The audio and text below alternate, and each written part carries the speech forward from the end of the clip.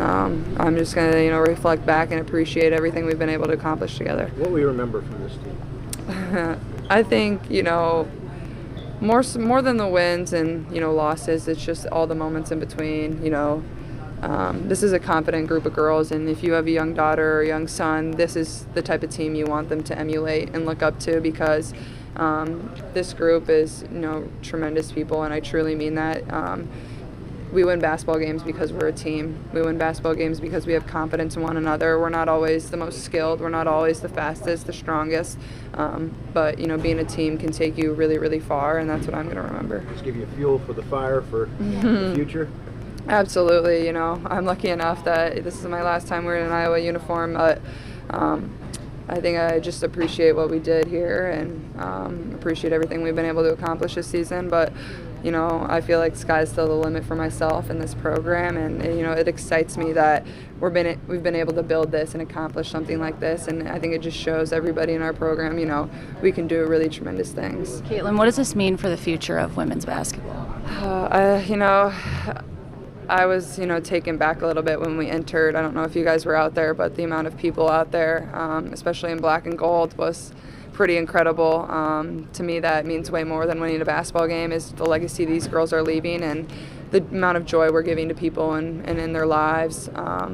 We've been able to bring a lot of joy to people that are going through hard things, maybe battling sickness, battling other things that, is a lot bigger than a basketball game, and that's what's more important to me, and, inspiring young individuals that believe that they can be in moments like these when they're older. I was just that little girl that, wanted to be on this stage, and, it would have been nice to have confetti falling down, but, I still have a lot more to be proud of and accomplish some really good things, so, I'm just grateful. How blown away have you been by the Iowa fans this postseason, from Minneapolis to Seattle to Dallas, traveling, and just all the huge numbers at these games? Yeah, I wouldn't necessarily have been blown away because I know how incredible they are.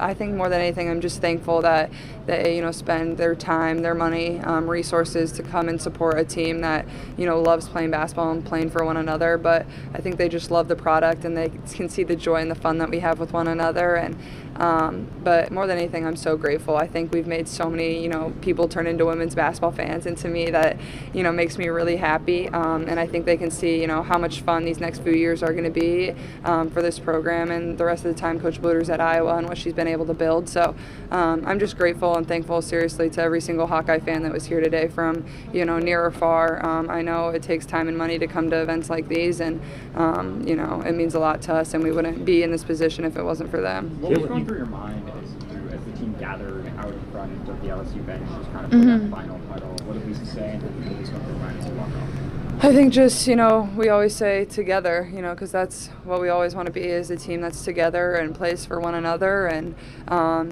just wave to our fans that came and traveled all this way. And win or loss, we always, break it down together, and I was just trying to enjoy every single second, especially with, Mon and McKenna, two people that I've started 93 games with. It hasn't sunk in that I'll never get to play with them ever again, but just, relishing every second that we had out there. You guys were down big, 12-0 run in the third quarter. Two questions.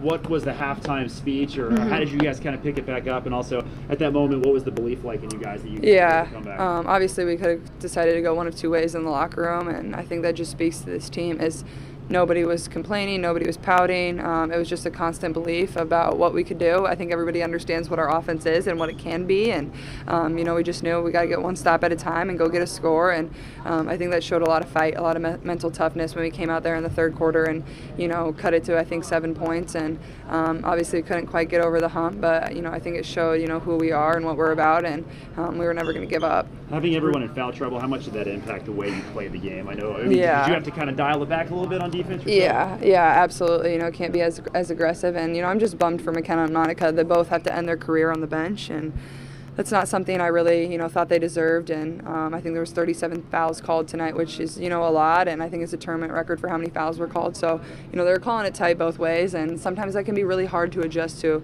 especially, coming off a game that was super, super physical. But, it is what it is. And I thought, the people that came in and played really hard.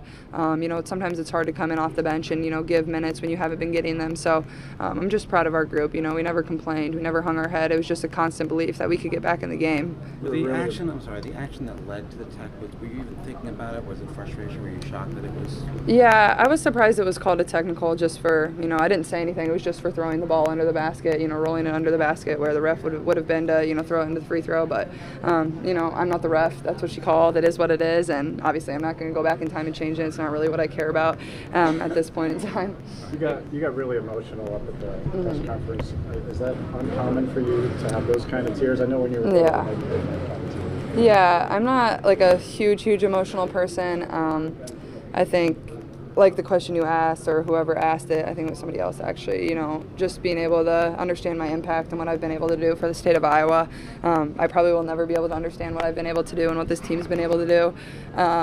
But I'm just so grateful. Like, it's so special, seriously. And, I can't wait to get back home and to the state of Iowa and to celebrate everything that we did, because we did a lot of amazing things and there's still so much to be celebrated. But, I can't comprehend how much joy and, inspiring people to do whatever they dream. And that, to me, that's what means so much, for real. And I'm just grateful that I've had the platform to be able to do that. Caitlin, how much do you think this season is modifying what people see and think when they see Iowa women's basketball and that you guys belong in this upper echelon of the sport? Yeah, I think, it shows what Coach Bluder's built, and there's been a lot of amazing people that come before me. Megan Gustafson, Sam Logic, people have built a platform for me and this team to thrive on.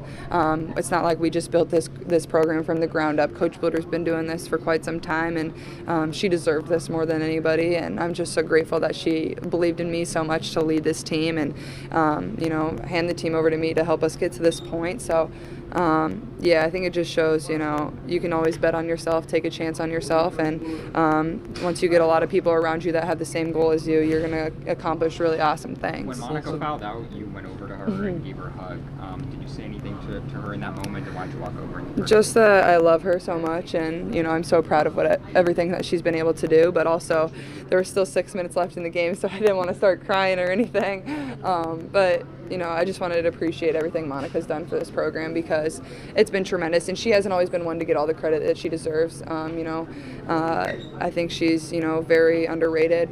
She's done a tremendous things, but more than anything, she's been a tremendous friend to me, and always had my back, whether it's on the court, off the court, and that's what means the most to me. Okay, thanks, Caitlin. Thanks, Caitlin. Perfect. Thank you, guys. Thank you, Caitlin. Great season.